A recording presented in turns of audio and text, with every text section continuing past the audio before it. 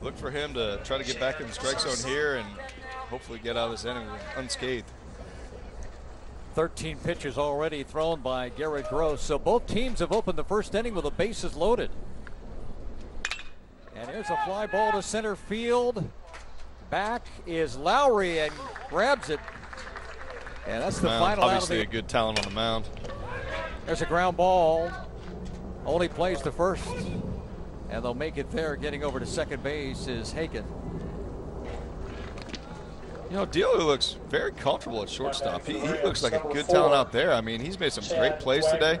That play right there, very smooth, knowing that he's not going to try to get the guy at second base, taking the out at first base. That right there is a great play. Got that athleticism to be able to throw on the run or in the air if he has to. Absolutely. That's the exact prototype of your shortstop. That's what you want to see.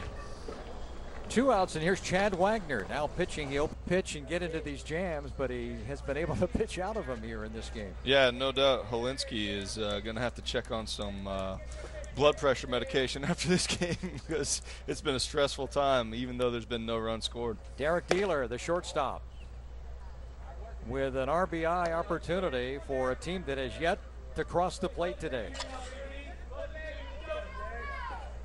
Dealer is wearing 10 today.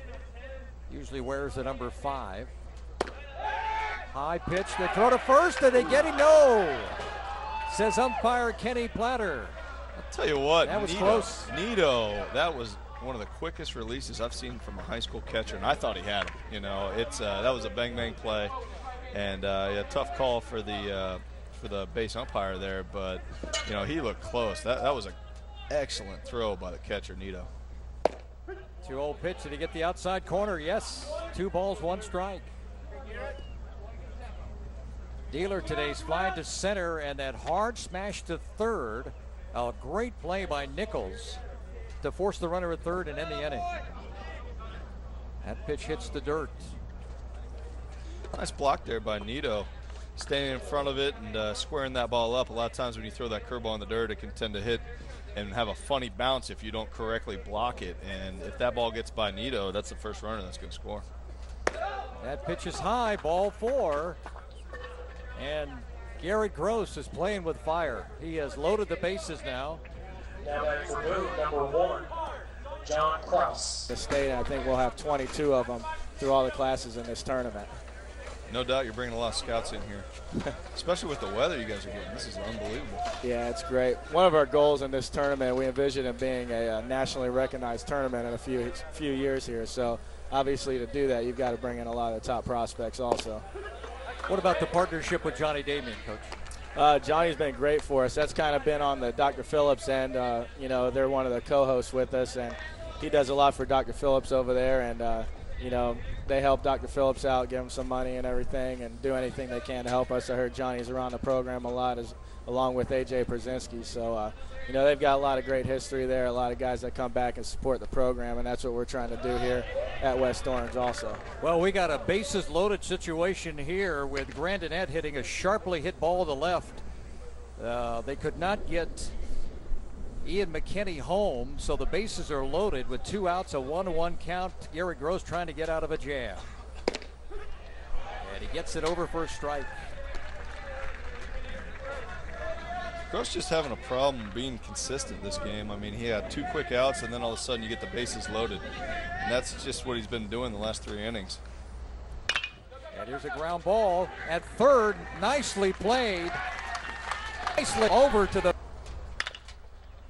There's a ground ball to short. Gloved nicely. The throw over the first base. That's a dandy play there by Dealer to end the inning, but not before Orangewood Christian scores 2 more runs. Another RBI for Tomas Nito Vicen, and it's 7-0 Orangewood Christian on the High School Game of the Week on Bright House Sports Network. Only the 2nd strikeout for Orangewood Christian pitching today. Gary Gross had a 2nd inning strikeout. Derek Dealer, the shortstop. High ball 1. The one thing you do see from Lockhart is he's not really following through at the waist, and that can tend to cause you to throw up in the zone. See how he's almost standing up when he lets go of the pitch. That's something across his body. Throwing across your body, and that's something he's going to have to work on to get the ball down in the zone. You really do need to release the ball and bend at the waist. It's almost like when I had trouble doing that early on in my career, the drills I would do was I would put something in the dirt, and when I would throw, I'd almost try to pick that piece up from the dirt, and it just, obviously you can never do it, but it creates your mechanics to be able to follow through in a lot better way. And a walk for Dealer, his second walk today. Number 1, John Krause. So another base runner for Boone. That hasn't been the problem today, has it? No, it hasn't. And they're going to break. They're going to break the shutout bid. Dealer scores from second, and it's 8-1. Number 4. Well, they got one across the plate, and actually it was a good job by the third baseman of coming back after that, a little bit of an embarrassing play, just coming back, making a nice throw to the